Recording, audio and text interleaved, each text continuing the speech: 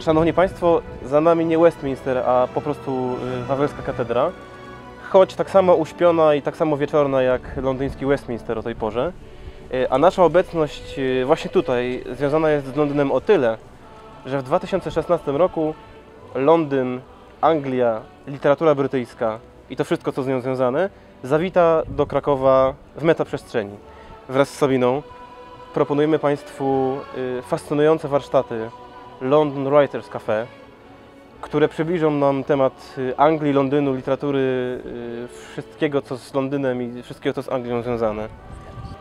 Oczywiście pomysłodawcą tych warsztatów i tego fantastycznego wydarzenia jest jak zwykle Strefa Sztuk Dawnych i wszystkie szczegóły dotyczące tego i innych naszych propozycji znajdą Państwo na sztukidawno.pl.